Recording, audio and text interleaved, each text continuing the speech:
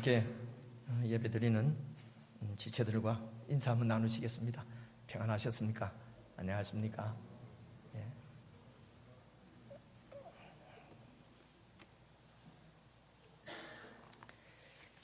몇 가지만 한번 말씀드리겠습니다. 금주 수요일도 공휴일이라서 오전 예배를 모이지 않고 저녁 예배와 통합해서 오후 8시에 예배를 드립니다. 이것은 공휴일이라서 놀러 가라는 얘기가 아니고 온 가족들이 함께 예배를 드렸으면 좋겠다 싶어서 저녁에 이렇게 예배를 드립니다. 그래서 순장반도 이렇게 공휴일에는 모이지 않더라고요. 그래서 모이지 않습니다. 순장반이 안 모이니까 자동으로 사랑방도 잘 안 모이는 것 같은데, 혹시 모이기를 원하는 사랑방은 이렇게 모이셔도 됩니다. 그리고 사랑방은 저녁 예배 때 이렇게 순장님 가정이랑 온 가정이 저녁 예배 때 이렇게 만나서 얼굴 보는 이런 것을 제가 이름을 붙였습니다. 만남 사랑방이다. 그래서 이번 수요일은 저녁에 다 이렇게 오셔서 만나고 악수하고 또 친교를 나누고 그렇게 사랑방으로 모이는 걸로 그렇게 이해해 주시면 좋겠습니다. 그리고 성가 대원을 모집합니다. 알다시피 저희 교회는 전통적으로 성가대가 이렇게 없었습니다. 그래서 일반적으로 우리가 생각하는, 교회 좀 다니신 분들이 생각하는 그런 성가대는 아니고요. 이렇게 매주 이렇게 급하게 준비해서 모이는 성가대가 아니라 이렇게 음악 이렇게 은사가 있고 또 하나님 앞에 찬양 드리기를 즐거워하고 또 성가로 이렇게 함께 하나님께 영광을 돌리고 함께 교제하기 원하는 지체들이 이렇게 매주일 오후 예배 2부 예배 마치고 점심 자시고 1시에 이제 이곳에서 이렇게 모여서 이렇게 연습을 합니다. 그래서 지금 모집하는 기간이니까 어느 분이시든지 이렇게 식사하시고 1시까지 오시면은 함께 연습할 수 있습니다. 그리고 준비가 잘 되면은 또 이렇게 교회 예배에서 하나님 앞에 찬양을 드릴 수도 있게 될 것입니다. 그래서 꼭 그 성가대에 오시면은 거기에서 때로는 독창도 하고 때로는 중창도 하고 때로는 합창도 하고 이렇게 좀 일반적으로 틀에 이렇게 딱 매여 있는 그런 성가대가 아니니까 여러분 그렇게 하시고, 성가 대원으로 이렇게 섬기기 원하는 지체들은 이제 오후 예배 점심 자시고 1시까지 이렇게 오시면은 연습할 수 있겠습니다. 그리고 지체의 소식입니다. 우리陳영우 형제님, 이선욱 지체 혹시 일부 온 거 아니죠? 가정에서 아들 결혼을 감사하면서 교회 뜻과 가일로 우리 일부 예배 마치고 가시면서 좀 지금 지하에서 아마 이렇게 모이는 것 같은데, 여러분 그냥 쑥 가시지 마시고 지하까지는 내려가셔서 형제들도 좀 보고 떡도 한 조각 잡숫고 좀 계시면 제가 내려가거든요. 제 얼굴도 좀 보고 그렇게 돌아가시면 좋겠습니다. 애찬사역 봉사해 주시는 분들께 늘 감사를 드립니다. 그리고 영접위원들 감사합니다. 광고 말씀은 이 정도로 드리고 우리 하나님의 말씀 함께 읽겠습니다. 우리 마태복음 27장입니다. 27장 28장이 바로 눈앞에 보여서 제 마음은 오늘 좀 28장까지 끝을 낼까 했는데, 지난 주일날 일찍 이렇게 마치니까 너무들 좋아하셔서 오늘도 조금만 일찍 한번 해보려고 조금 다음 주까지 해서 28장까지 마쳐야 되겠습니다. 오늘은 27장 50절에서 53절까지 한 말씀씩 여러분 읽겠습니다. 마태복음 27장 50절부터 53절입니다. 제가 먼저 50절을 읽겠습니다. 예수께서 다시 크게 소리 지르시고 영원히 떠나시다. 이에 성소 휘장이 위로부터 아래까지 찢어져 둘이 되고 땅이 진동하며 바위가 터지고 무덤들이 열리며 자던 성도의 몸이 많이 일어나되, 예수의 부활 후에 저희가 무덤에서 나와서 거룩한 성에 들어가 많은 사람에게 보이니라. 50절 말씀을 보니까 예수님께서 크게 소리 지르시고 영원히 떠나시다. 예수님께서 십자가에서 죽으셨다. 아무런 죄 없으신 분이 십자가에서 하나님의 아들이 피조물들에 의해서 처형을 당하고 십자가에서 죽었는데요. 이게 뭐 기뻐하고 좋아해야 될 이야기가 아니지 않습니까?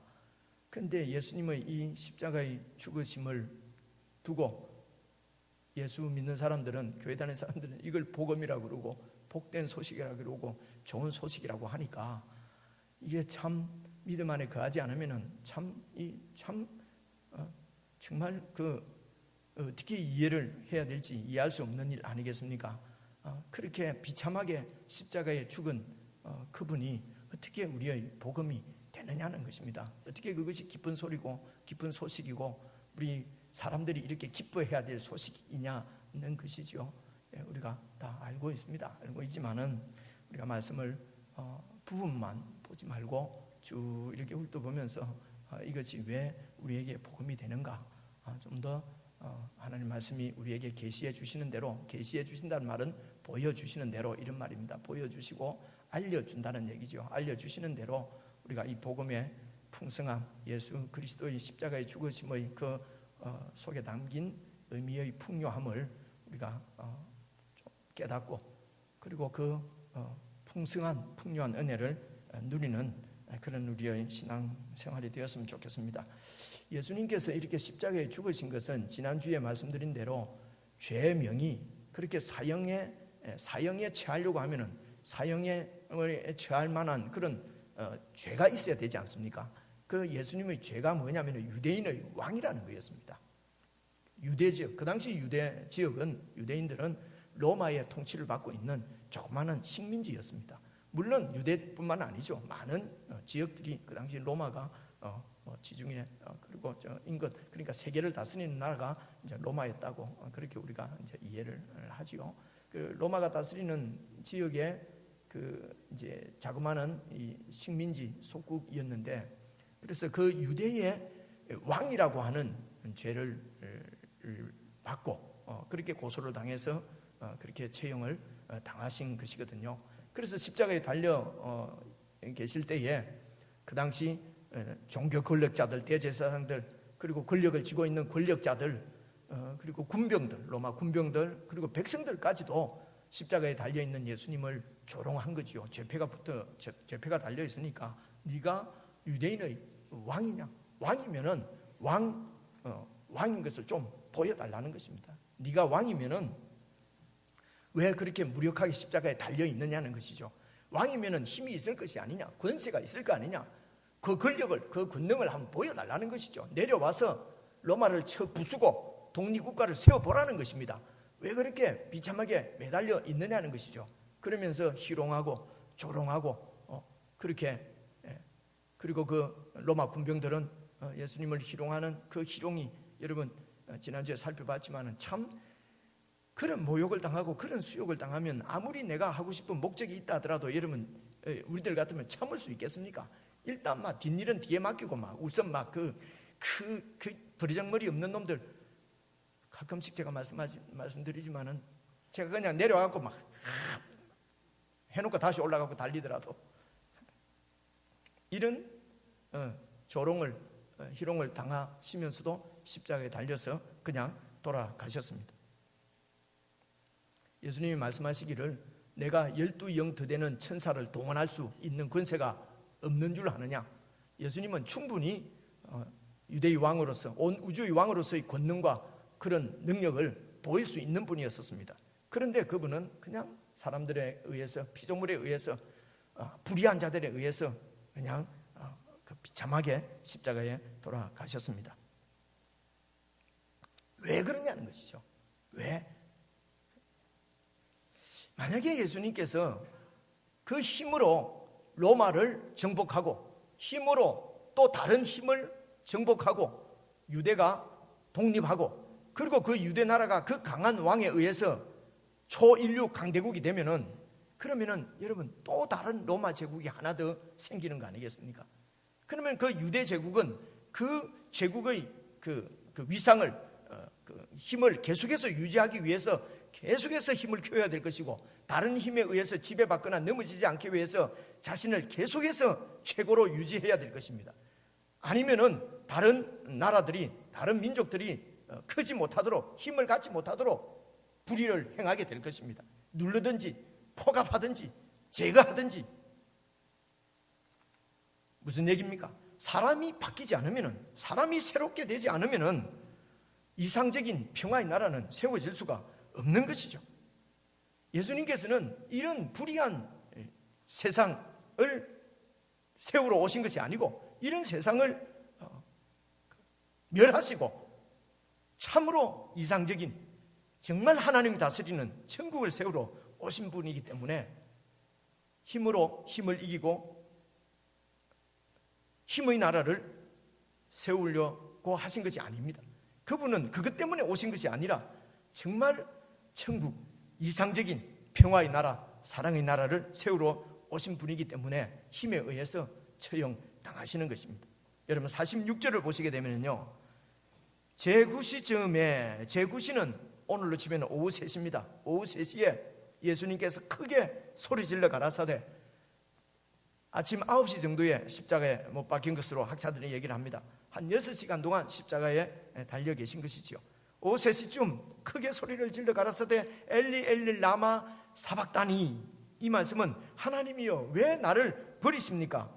그렇게 해석이 되어 있지요. 이는 곧 나의 하나님 나의 하나님 어찌하여 나를 버리셨나이까 하는 뜻입니다. 하나님께서, 예수님이 십자가에 달려 죽으신 것은 하나님께서 아들 예수를 외면하신 사건입니다. 하나님께서 아들을 버리신 사건이지요. 왜 하나님이 아들을 버리십니까? 예수님에게는 이 하나님으로부터 버림받는 고통이 가장 큰 고통이었습니다. 여러분, 예수님은 우리와 똑같은 인간의 몸을 입고 이 땅에 오셨기 때문에 십자가에 못 박히는 육체적인 고통도 너무도 아팠을 것입니다.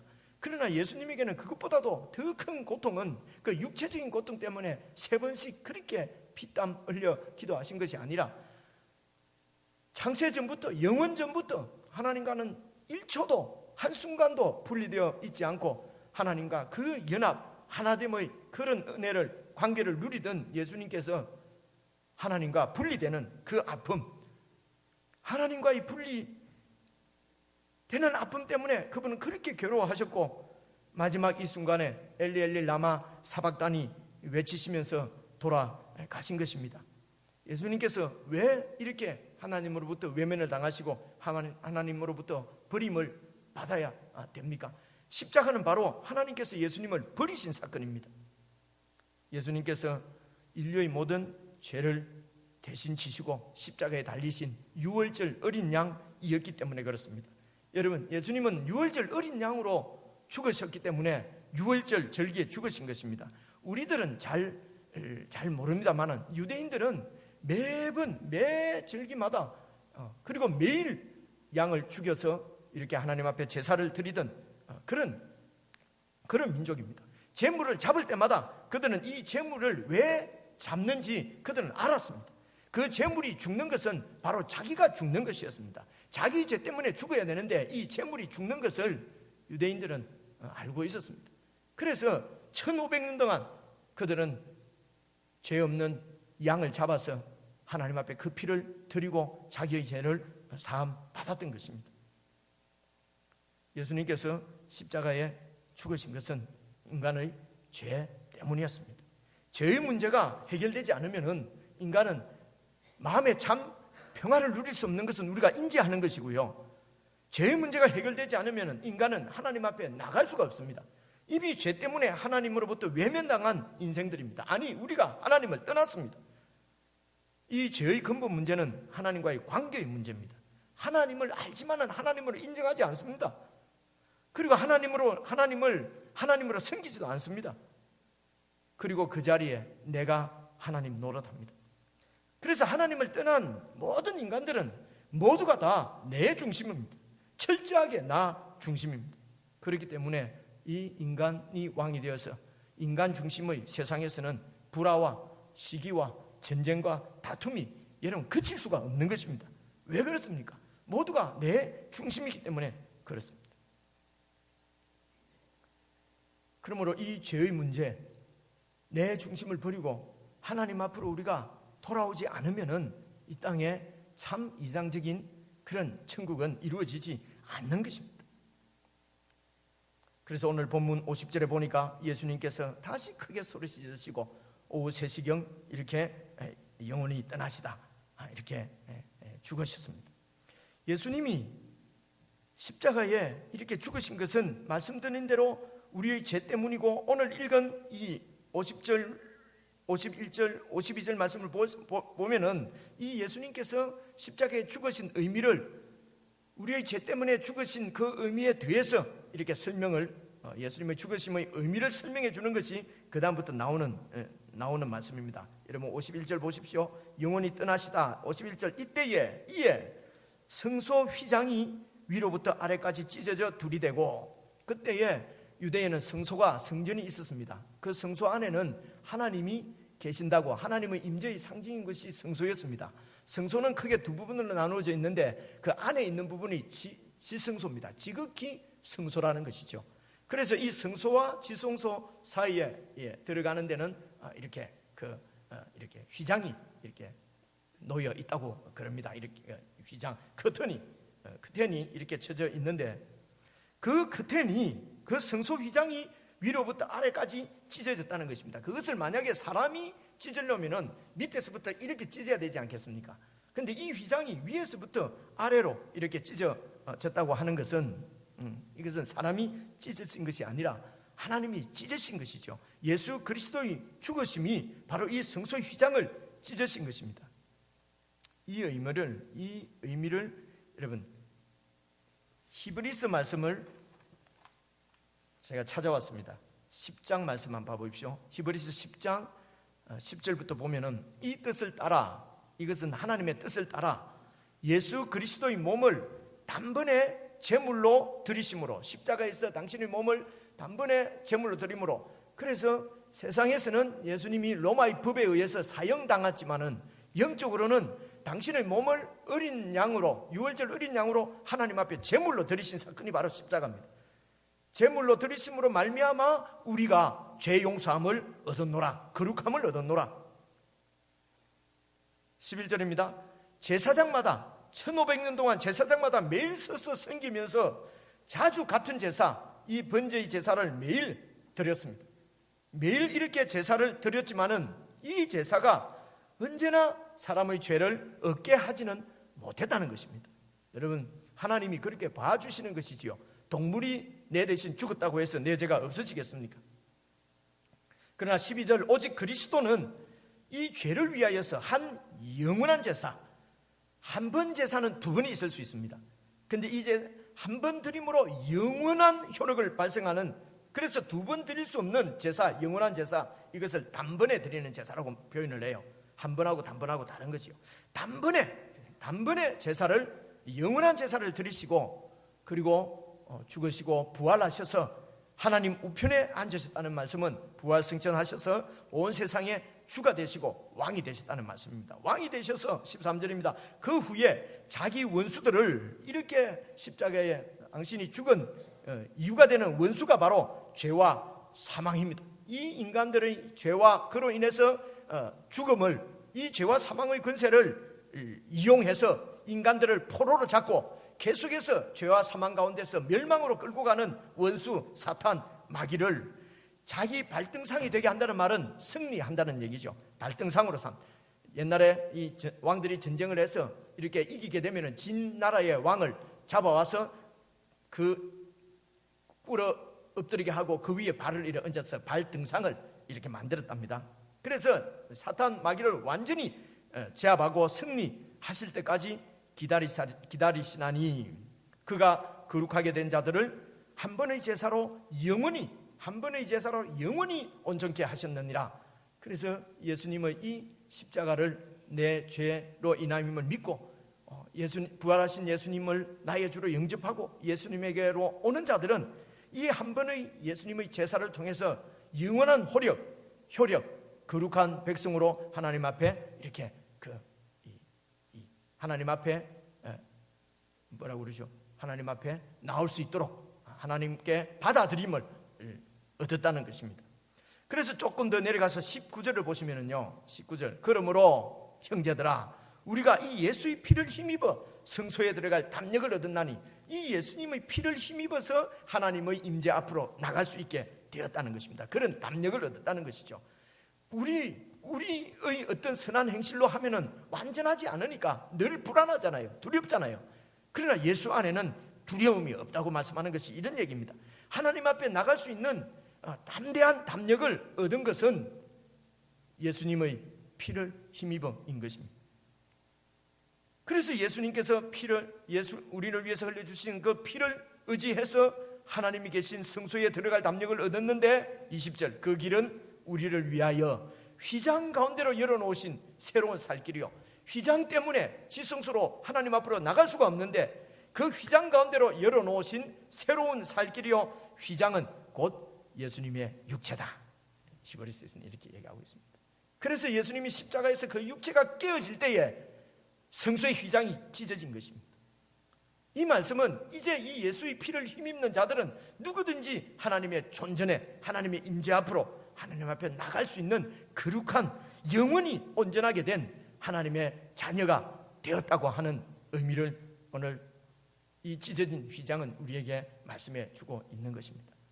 사랑하는 성도 여러분, 우리가 이 예수님을 믿는다면 예수님께서 우리에게 계시해 주신 이 말씀을 온 마음으로 받아들이고 이 주님의 말씀 위에 여러분 우리의 믿음이 굳게 세워질 수 있기를 바랍니다. 이것이 우리의 정체성입니다. 우리는 우리의 것이 아니라 예수의 피를 힘입어서 성소에 들어갈 수 있는 담력을 얻은 사람들입니다. 그런 자격을 얻은 사람들입니다. 그 길은 예수님이 십자가에서 당신의 몸이 깨어짐으로 우리에게 주신, 그래서 이것이 구원이 선물이라고 얘기하는 것입니다. 기프트라고 얘기하는 것입니다. 카리스마라고 얘기하는 것입니다. 하나님의 선물이었어요. 예수님을 통해서 우리에게 주신 선물이 바로 예수님 가운데 나가는 것이었습니다. 제가 찾아오지는 않았지만은 그래서 조금 더 밑에 내려가면은 그러므로 모이기를 힘쓰라고, 하나님 앞에 예배드리기를 힘쓰라고 그렇게 히브리서에는 말씀하시는데, 안 찾아왔으면 안 해야 되는데, 그죠? 내킨 김에 하는 것입니다. 우리가 예배드리는 것이 영광이라는 것입니다. 그래서 영광이라고 하는 것이죠.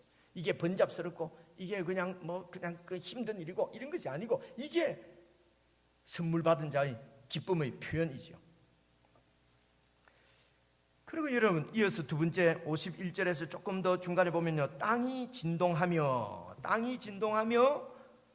바위가 터지고, 이 말은 막 지진이 일어났다는, 예수님께서 돌아가실 때 지진이 일어났다는 것은 이런 어떤 하나님의 흔들림, 이런 지진이나 불이나 구름은 하나님의 임재의 표현이라고 제가 말씀을 드렸잖아요, 그죠? 이게 바로 그냥 자연적으로 사형수로 죽은 것이 아니라 하나님의 뜻에 의해서 죽은 것임을 보여주시는 하나님의 임재의 현장이, 땅이 진동하고 바위가 터지고, 그러다 보니까 52절, 무덤들이 열리고 자던 성도의, 죽어서 무덤에 있던 성도의 몸이 막 일어났다는 것이죠.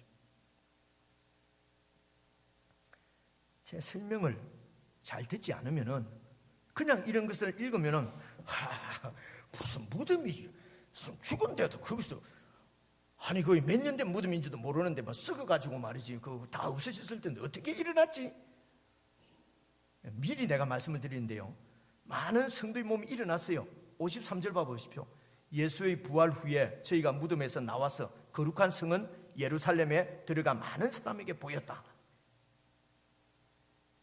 그래서 예수님이 죽으실 때에 자던 성도의 몸이 막 부활을 했어요. 근데 예수님께서 하루 반 정도 무덤에 계셨잖아요. 그리고 예수님이 부활한 후에 이 성도들이, 부활한 성도들이 무덤에서 나와가지고 이제 예루살렘에 들어가서 많은 사람들 보였다는 거지요. 답답하지 않습니까? 그러면은 부활해가지고 하루 반 동안 그냥 무덤에 이래 있다가 예수님이 부활하신 다음에 나왔다. 여러분, 아무런 의문이 없는 거예요, 그죠? 이런 건 또 처음 보죠. 아, 그렇네. 좀 이래 해주셔야 내가 계속 얘기를 할 텐데, 그죠? 그렇지 않습니까, 그죠? 그래서 성경을 자세히 안 보는 우리한테는 별 문제가 없는데, 자세히 보는 젊은 친구들이나 예수 안 믿는 사람들, 어찌까지 흠을 잡으려고 하는 사람은 이런 게요, 말이 되는 소리냐? 이렇게 얘기를 한단 말입니다. 그죠? 그래서 예수의 부활, 무덤들이 열리며 자던 성도의 몸이 많이 일어났다는 것은 이 얘기도 해야 되겠습니다. 그렇죠? 여러분, 이 자던 성도들의 몸이 부활한 것은 이것은 역사계 안에서 일어난 일입니다. 우리는 그렇게 믿습니다. 그러나 이것이 역사에 기록되지는 않습니다. 마치 이런 거나 마찬가지입니다. 사도 바울이 다메섹 도상으로 가면서 예수님을 만난 것은 이 역사계 위에서, 이 세상에서 바울에게는 그는 사실입니다. 그러나 바울과 함께 가던 동행하던 많은 사람들이 있었습니다. 그 많은 사람들은 밝은 빛이 비쳤지만은 이 바울은 눈이 가버렸잖아요. 근데 그들은 그냥 빛이 비치는구나. 그리고 바울은 그 하나님의, 예수님의 음성을 누구십니까? 내가 예수다, 네가 핍박하는 예수다 음성을 들었지만은 같이 갔던 사람들은 아무런 소리를 듣지 못했습니다. 그냥 무슨 천둥치는 소리인가 이랬거든요. 그래서 역사계 위에 일어난 일이지만 역사에는 기록되지 않습니다. 이거는 이 정도로 말씀을 드리고요. 그래서 세상에서는 역사에 기록되지 않은, 눈에 보이지 않는 사건은 없다고 하는 사람들은 안 믿는 사람이고, 그죠? 믿는 사람들은 눈에 안 보이는데도 있는 것은 무지무지 이 세상에 많으니까요. 어떤 의미에서는 눈에 보이는 것보다 안 보이는 게 더 중요한 게 많습니다. 여러분, 그렇지 않습니까? 지금 눈에 보이지 않는 것은 없으면은요, 다 우리가 죽는 거예요. 공기, 빛, 전기, 이런 거 안 보이잖아요. 그리고 우리 사람도 보이는 육체가 있고 속에 우리의 보이지 않는 영혼, 속 사람이 있잖아요. 물론 두 개 다 중요하지만은, 그죠? 그 사람보다는 속 사람이 더 눈에 안 보인다고 했어요. 제가 그런 얘기를 많이 합니다. 안 보이는데 어떻게 믿습니까? 그게 역사입니까? 그럼 내가, 반석이 형제가 내한테 그랬다고 봐요. 그럼 내가 반석이 형제 보고 이럽니다. 정신이 있어 없어? 그럼요, 뭐라고 대답하겠어요? 정신이 있습니다. 이럴 거 아니요. 보자. 네 정신 한번 보자. 제가 이전에 학생들하고 많이 있었기 때문에 애들한테 이렇게 하면 애들이 당황합니다. 보통 하여튼 있습니다. 안 보이는데 정신없는 놈 있습니다. 눈에 안 보인다고 없는 게 아니거든요. 어쨌든 이 성도들이 이렇게 무덤에서 예수님이 죽으실 때에, 십자가에 죽으실 때에 일어났다는 얘기는 여러분 무슨 의미겠습니까? 이 예수님의 죽으심이, 십자가의 죽으심이 바로 죽음의 권세를 이기신 사건이라는 것을 보여주시는 것입니다. 죽음 때문에 죽어서 무덤에 갇혀 있는 자들이 다시 몇 명인지 몰라도, 어느 정도인지 몰라도 하나님께서 이렇게 생각하신 대로 여러 거룩한 자들, 성도들이 일어났습니다. 이것은 죽음을 이기신 사건이라는 것이죠. 여러분, 이 세상은, 이 세대는 죄와 죄의 형벌로 인한 죽음이 통치하는 세상이라고 우리가 로마서 묵상하면서 우리가 충분히 묵상을 했습니다. 로마서에서 했다니까. 로마서에서, 그죠? 이 세상은 이 죽음이, 죄와 죽음이 통치하는 세상인데, 그래서 그 누구도 이 죄와 사망의 권세를 극복한 사람이 없습니다. 누구도 이 죄와 사망의 권세를 극복하지 못하고 그 죄와 사망의 종노릇하는 것이죠.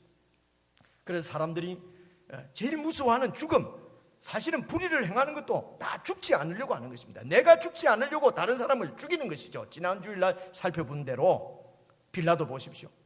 내가 죽지 않으려고 무지한 예수를 죽이는 것입니다. 종교 권력자들 보십시오. 내가 죽지 않으려고 인기 있는 예수님을 죽이는 것입니다. 유다를 보십시오. 내가 죽지 않으려고, 내가 살려고 스승을 배반한 것입니다. 이게 세상의 특징입니다. 죄와 사망이 통치하고 있는 세상이죠.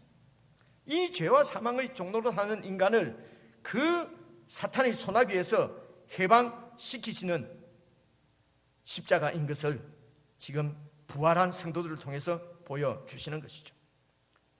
다시 말하면 죄와 사망이 통치하는 이 세상 가운데서 하나님의 은혜와 사랑, 그리고 생명이 통치하는 새로운 세상을 예수님께서 여신 사건이 그리스도의 십자가 죽으심입니다. 새로운 세상을 이 세상에서 시작을 하신 것입니다. 새로운 나라를 세우신 것입니다. 죄와 사망이 다스리는 세상이 아니라 하나님의 사랑과 생명이 통치하는 저 세상, 우리가 죽어서 가는 이상적인 나라라고 생각했던 그 세상을 예수님이 죽으심으로 이 세상에 가지고 온 그 새로운 세상을 여신 사건이 그리스도의 죽으심이라는 것입니다. 의미는 제가 설명을 드렸는데 방금 말씀드린 대로 53절에 나오는, 그러면은 예수님이 죽으실 때 부활한 그 성도들은 예수님 부활 후에 무덤에서 나왔다고 했는데 그동안에 어디가 하루 반 동안 무덤 안에서 참 깝깝하고 답답하겠다, 여러분 그렇게 너무 걱정 안 해도 됩니다. 이는 이 영의 세계, 이 부활의 세계는 사실은 우리가 살고 있는 이 물질 세계 하고는 다른 차원의 세계인 것은 여러 번 말씀을 드렸고요. 그래서 이 물질 세계 가운데 사는 우리가 영의 세계, 부활의 세계를 이렇게 안다고 이해한다고 하는 것은 사실은 불가능한 일입니다. 그럼에도 불구하고 저는 우리에게 주신 하나님의 말씀을 의지해서 제가 설명을 한번 해보려고 하는 것입니다. 하나님의 말씀에 의지해서 하나님께서 우리 사람을 창조하실 때에 그때 창조하신 사건을 창세기 2장 7절에서는 이렇게 얘기를 합니다. 보십시오. 여호와 하나님이 땅의 흙으로 사람을 지으시고, 그러니까 우리의 이 몸뚱아리의 몸의 그 근본은 이 흙이라는 것입니다. 이 땅에 속했다는 것입니다. 흙에 속한 존재라는 것이죠. 이것도 또 과학적으로 증명해보고 죽은 몸을 갖다가 분석을 해보니까 이게 아마 처음부터 분석해보니까 아연이 얼마, 철이 얼마 해갖고 내나 흙을 선물하고 같답니다. 학자들이. 근데 그런 것까지도 안 해도 될 것 같은데, 그래서 여러분 지금 돌아가시면은 그걸 갖다가 원소를 다 분석해가지고 딱 물질로 하면은 한 30년 전에 제가 본 책인데요. 그 당시에 15,000원어치 정도 나온다고 그러대요. 요새는 올라가고 그래도 한 15,000원 됐는지 모르겠습니다. 여러분 우리 그냥 이 값이 몸값이 15,000원 정도 된다니까요. 기분 나쁩니까? 이게 몸뚱아리가 15,000원이에요. 근데 우리 인간은 존귀하다 그러잖아요. 값으로 매길 수 없을 정도로 존귀하다고 얘기하지 않습니까? 이유가 무엇입니까? 생기를 그 코에 불어넣으시니 사람이 생명이 된지라. 하나님께서 흙으로 사람을 지으시고 생기를 그 코에 불어넣으시니 코에다 대놓고 훅 불었겠습니까? 그럴 수도 있지만은 이 땅에서는 이렇게밖에 설명이 안 되는 것이죠. 그죠? 그래서 이것을 1장에서는 하나님이 자기 형상대로 사람을 만들었다고 말씀하세요. 1장에서는. 이것을 또 많은 자연 학자들은 그냥 우리에게 영혼이 있다고도 얘기하기도 하고요, 양심이 있다고 얘기하기도 하고요. 근데 성경에서는 이 코를 불어넣어서 생긴 내 속에 있는 어떤 이 몸뚱아리 말고 어떤 나, 이것을 속 사람이라고 보통 표현을 해요. 이걸 자라고 얘기하기도 하고요. 그래서 이 자, 속 사람이 없으면은 사실은 몸뚱아리는 의미가 없는 거죠. 그런데 물론 구분할 수는 없습니다. 그냥 붙여서 사람은 이렇게 존재하는 것이, 영어를 보시게 되면은요, The Lord God formed the man from the dust of the ground. 땅에 있는 먼지를 가지고 사람을 조성했는데, 그리고 breathed into his nostril, 코에다가 이렇게 the breath of life, 생명의 숨기를 이렇게 불어넣었는데, 그 다음입니다. And the man became a living being, 이렇게 되어 있거든요. 살아있는 어떤 존재가 되었다는 것입니다. 이렇게 살아있는 존재. 근데 우리가 이 번역에, 이 한국 번역에 보면은 생명이 된지라 하니까 무슨 영으로 하면은, 우리가 스피릿, 영으로 하면은 좀 영은 무슨 하나님과 만나는 어떤 영, 이런 설명들을 우리가 많이 들었지 않습니까? 그죠? 그래서 우리가 영이다 이렇게 하면은 좀 혼돈이 와요. 그래서 영이 아니고 혼, 여기서는 생혼이 된지라, 이렇게 번역, 우리가 알고 있는 대로 하는 것이 더 나을 것 같아요. 그래서 살아있는 어떤 존재가 되었다는 것이에요. 그래서 이 몸은 몸뚱아리가 있는데 여기에 이제 하나님의 생기, 하나님의 the breath of life, 그죠? 생명의 숨기를 불어 넣음을 받아서, 그래서 이제 우리가 이 속사람과 그 사람이 있고, 또 몸뚱아리가 있고 우리 속에 영혼이 있다, 이렇게 이제 이해를 합니다. 그래서 이제 이 몸은 죽지만은 우리가 영혼이 죽지 않는다, 이런 얘기도 많이 들어보셨잖아요, 그죠? 근데 영혼 불멸이랍니다. 영혼 불멸은 이번 기회에도 말씀을 드리는데, 이것은 헬라 철학에서 나오는 이원론 사상에서 나오는 것이지 성경에서는 영원 불멸이라는 게 여러분 그렇게 불멸로 나오지 않아요. 네, 마태복음 10장 28절을 제가 찾아봤는데요. 몸은 죽여도 이 육체는 죽여도 영혼은 능히 죽이지 못하는 자들을 세상 권력자들을 두려워하지 말고 오직 몸과 영혼을 능히 지옥에 멸하시는 자를 두려워하라. 영혼도 하나님은 멸하십니다. 그렇죠? 영혼 불멸 이렇게 하지 말고요. 영혼도 하나님 멸하십니다. 그래서 이렇게 속 사람과 그 사람으로 우리가 이렇게 창조되었는데, 근데 이 속 사람이 우리 속에 있는 이 사람이 그 창조주 하나님으로 모시지 않고 내 자아가 더 고집이 세서 하나님을 무시하고 없는 것처럼 하고 내가 그 하나님의 자리에 있으려고 하는 이런 본성이 우리 가운데 있다는 것이에요. 그게 왜 그러냐면요, 하나님이 우리를 하나님처럼 하나님의 형상대로 지었기 때문에 속에 그렇게 남아있는 것이에요. 그래서 이렇게 하나님을 순종하지 않고 내가 하나님 노릇하려고 하는 이 내 속사람이 그렇게 되어 있는 나를 성경에서는 육이다 이렇게 표현합니다. 이것을 그 바울 신약 성경에 보면 이걸 어떻게 표현할 수가 없으니까 그냥 육신이다 이렇게 표현을 하고, 그러니까 육신에 속한 사람이다.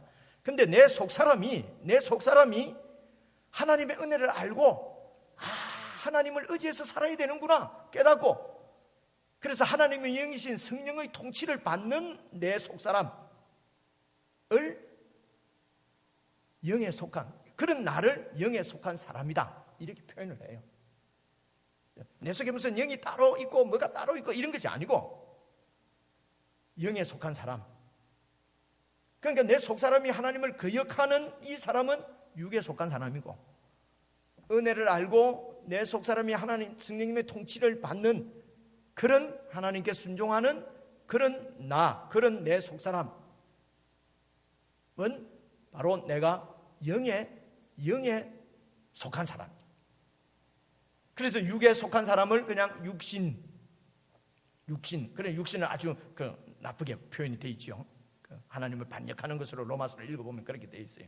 그리고 영이다 하는 것은 하나님을 잘 순종하는 사람으로. 그래서 육에 속한 우리를 예수님께서 십자가의 죽으심으로 보여주신 하나님의 사랑을 우리가 보고 우리가 하나님께 이 육신에 속한 내가 이 성령님의 능력으로 은혜로 영에 속한 사람으로 변화된 것이죠. 그래서 예수를 믿을 때 성령님께서 놀랍게 역사하셔서 우리를 이렇게 예수님과 연합시켜 주시고 영적으로, 그래서 예수님의 통치를 받는 영의 통치를 받는 사람으로 우리를 변화시켜 주신 것을 중생이라고 합니다. 이 구원이라고 그래요. 그래서 우리가 예수를 믿을 때 이 중생의 놀라운 역사가 일어나서 우리의 영이 이제는 하나님을 알고 하나님을 사모하고 하나님께로 나가려고 하는 이런 영에 속한 사람, 바로 여러분들이 우리 예수 믿는 사람은 그래서 영에 속한 사람이라고 말씀을 하는 것입니다. 예수님께서 이 땅에 사람으로 오실 때 똑같이 우리와 같이 이런 그 사람 속사람을 그대로 입고 있은 것이에요. 그 사람은 이렇게 우리와 똑같은 몸, 꼬집으면 아프고 못이 박히면 아픈 몸입니다. 그리고 속사람도 역시 우리가 갖고 있는 이런 속사람이겠지요. 그래야 사람하고 똑같지요. 이 속사람이 예수님은 이 성령님의 통치에 온전히 순종하셨습니다. 그래서 그분은 성령님 영에 속한 그런 분이었어요. 그래서 이분이 십자가에 죽으실 때에 몸이 죽은 것이죠. 그리고 그 속사람 영혼도 하나님의 버림을 받고 지옥의 그 고통을 경험을 하신 것이죠. 그리고 이 몸이 예수님께서 3일 후에 하루 반 후에 부활하실 때에는 여러분 그 영혼이 그 속사람도 하나님을 섬기는 원래 새로운 세상의 우리가 갖고 있는 속사람이 아닌 어떤 속사람으로 부활을 하시면서 여러분 몸도 이 세상에 속한 몸이 아닌 이 세상에 속한 몸이 아닌 그 영적인 세계, 영원에 속한 몸으로 예수님은 이렇게 변화된 몸으로 부활을 하신 것입니다. 자, 이것을 제 설명을 듣고 여러분 고린도전서 15장을 한번 보겠습니다. 고린도전서 15장 제가 찾아왔는데요, 42절인데요. 죽은 자의 부활도 이와 같으니 썩을 것으로 심고 썩지 아니할 것으로 다시 부활한다. 썩을 것으로 심고, 부활할 때는 썩지 아니할 몸으로 부활을 한다는 겁니다. 같은 몸인데, 이 몸이 지금은 썩는 몸인데 썩지 않을 몸으로 부활을 하고, 43절 욕된 것으로 심고, 아주 더러운 육이지요. 아주 죄도 많이 짓고 나쁜 육이잖아요. 나쁜 육이잖아요. 영광스러운 것으로 다시 살고, 약한 것으로, 조금만 피곤하면 예배도 안 오고, 그죠? 아프고, 약한 것으로 심고 강한 것으로 다시 살며, 44절입니다. 육의 몸으로 심고, 신령한 몸은 영의 몸으로 신령하다 이런 신령이 아닙니다. 언어에는 그냥 육과 반대되는 영의 몸입니다. 육의 몸으로 심고, 그러니까 육의 몸은 하나님하고는 뜻을 행할 수 없는 몸이지요. 마음은 은혜로 돼 육신이 약한 이런 육의 몸으로 심고 영의 몸으로 다시 사는 것입니다. 이것은 영원토록 주님을 기뻐하며 찬양하는 그런 몸으로 다시 사나니, 육의 몸이 있은즉, 이런 여러분 몸뚱아리가 있은즉 영에 속한 신령한 몸이 있느니라 하는 것이 여러분 고린도전서 15장에 있는 말씀이에요. 그래서 계속해서 47절을 보시면요, 첫 사람은 땅에서 났으니, 첫 사람이 누구겠습니까? 아담을 얘기하는 거예요. 아담은 땅에서 났으니 흙에 속한 자 이거니와, 둘째 사람 예수 그리스도는 하늘에서 나신 분이다. 땅에 속한 사람이 아니라 하늘에 속한 분이다. 48절, 무릇 흙에 속한 자는, 흙에 속한 아담은 저 흙에 속한 많은 자들과 같고, 무릇 하늘에 속한 예수 그리스도는 저 하늘에 속한 자들과 같으니, 우리가 흙에 속한 자의 형상, 아담의 형상을 입은 것처럼 또한 하늘에 속한 자 예수님의 부활의 그 형상, 몸을 입을 것이다. 이렇게 되어 있습니다. 그래서 예수님의 부활은 이 몸으로 부활하시는 것이 아니고, 이 몸이 변화되어져서 영원한 세계에 살 수 있는 몸으로 그렇게 부활을 하는 것입니다. 그래서 이 부활한 성도의 몸은 사실은 이 세상의 물질 세계에 속한 몸이 아니라 영원한 세계에 속한 몸이기 때문에, 이 물질 세계처럼 시공간 안에 갇혀 있는 몸이 아니고 시공간 밖에 있는 몸이거든요. 그러니까 우리가 시공간 안에 있는 우리는 그 몸이 아이고 하루 반 동안 그 무덤에서 깝깝하겠나 했는데, 그거는 우리가 하는 얘기고, 부활할 세계에 있는 그들의 몸은 이 공간, 시간 이런데 지금 이 갇혀 있는 그런 세계가 아니란 말입니다. 이 정도로 이해했으리라고 믿고요. 그래서 이런 이제 54절을 한번 보십시오. 이런 모든 일들을 보고 백부장과 및 함께 예수를 지키는 자들이 지진과 그 되는 일들을 보고 심히 두려워하여 가로되 이는 진실로 하나님의 아들이었도다. 그러나 예수님은 죽으셨습니다. 57절입니다.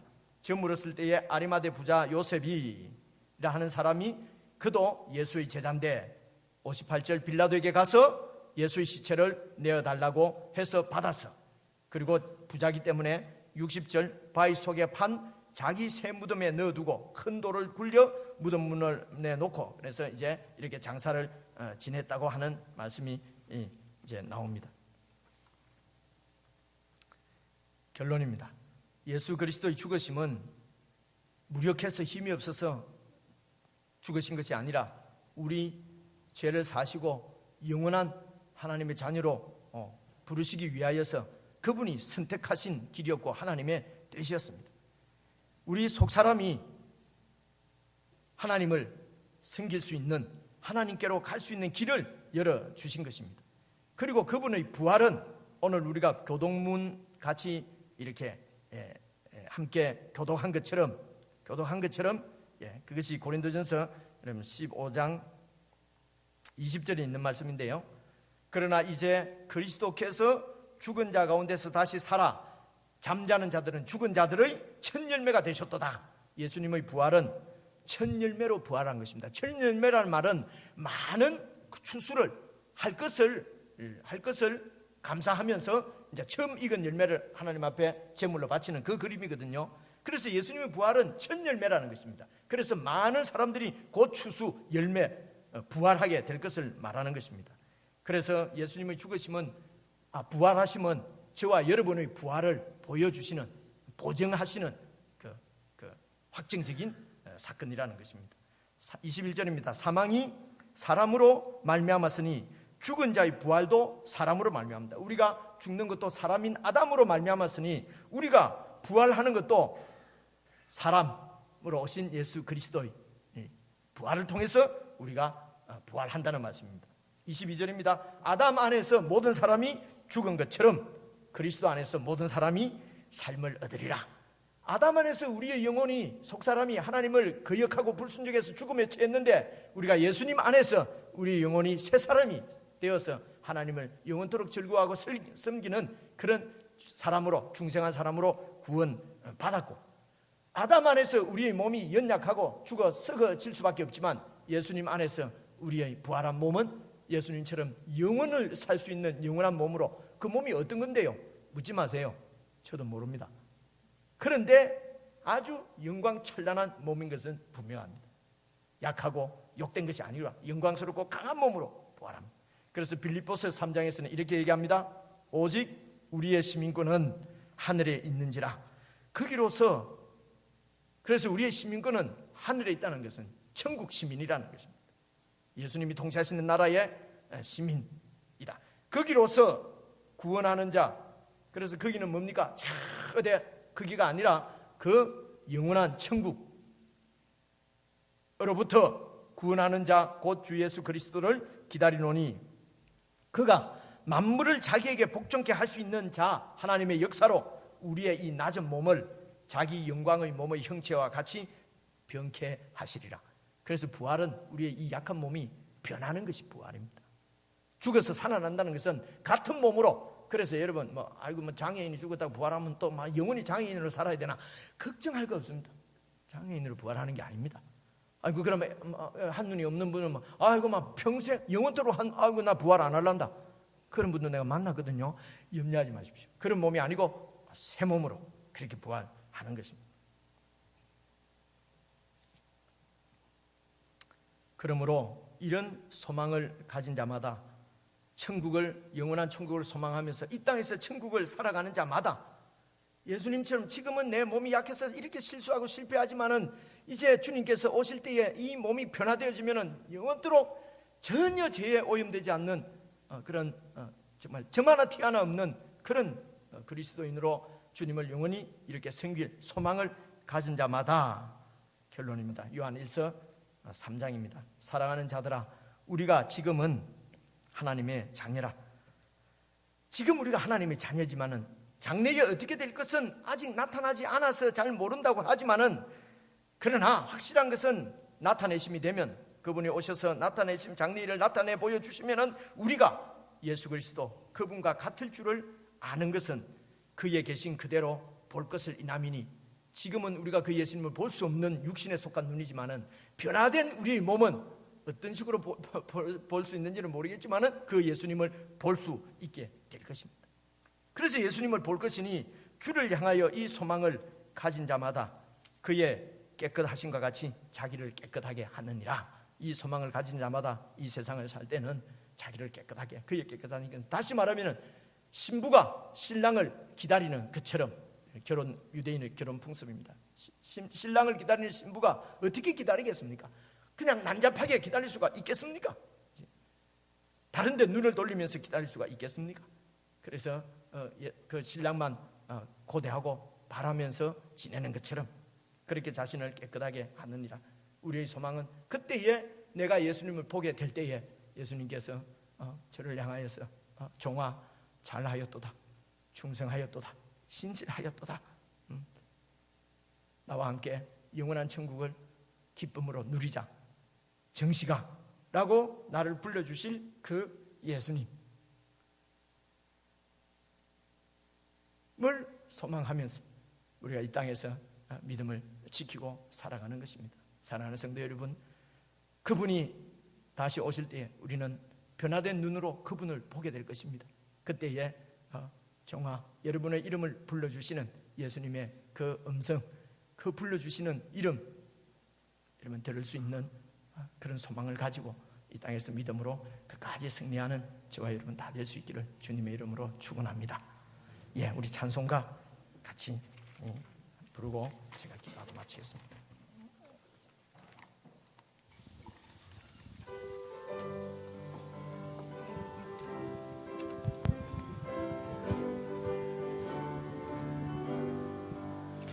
하나님의 나팔 소리 천지 진동할 때에 예수 영광 중에 구름 타시고 천사들을 세계 만국 모든 곳에 보내어 구원받은 성도들을 모으리.